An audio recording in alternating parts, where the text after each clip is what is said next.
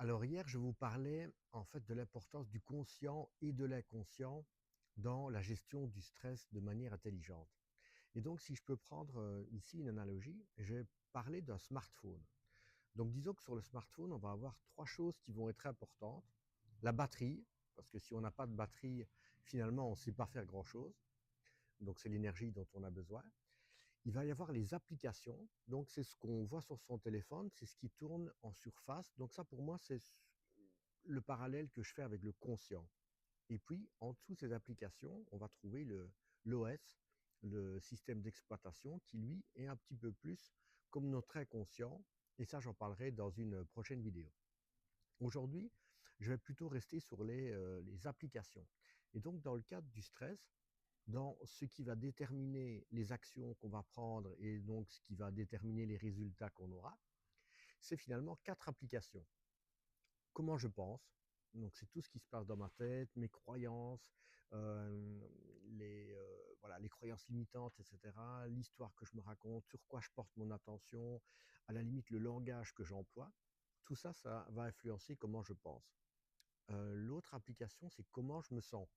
Est-ce que je me sens fatigué? Est-ce que je me sens triste? Est-ce que je me sens en pleine forme? Tout ça va évidemment aussi influencer les actions que je vais prendre. Et ensuite, il y en a deux autres qui sont peut-être, dont on parle moins, mais qui pour moi sont aussi capitales. C'est comment je bouge. Donc, est-ce que je suis plutôt sédentaire ou est-ce que j'ai une activité physique régulière? Et comment je perçois mon environnement. Parce que il faut savoir que, de nouveau, tous les résultats qu'on obtient, c'est un petit peu c'est la sortie d'un système, si vous voulez.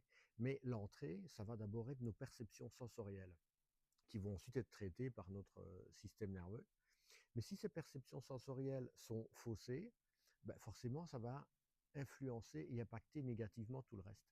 Donc ça, j'aurai aussi l'occasion d'y revenir un peu plus en détail. Mais juste pour donner un exemple, en termes d'apprentissage, on sait qu'il y a un lien entre la capacité à se concentrer et l'oculomotricité. Donc, dans l'approche du stress intelligent, je propose aussi des exercices pour justement travailler la motricité des yeux, parce que ça a plein d'effets positifs. Donc voilà, pour résumer, ici dans la partie visible, on va rester sur les quatre applications. Comment je perçois mon environnement, comment je bouge, comment je me sens et comment je pense. Et quand on va pouvoir être conscient de ces différents facteurs et voir comment ça fonctionne et les ajuster, on va aussi pouvoir améliorer les actions qu'on prend et les résultats qu'on obtiendra. À bientôt pour une prochaine vidéo où je parlerai un petit peu plus de ce fameux système d'exploitation, de cet inconscient et des différents paramètres qui s'y trouvent.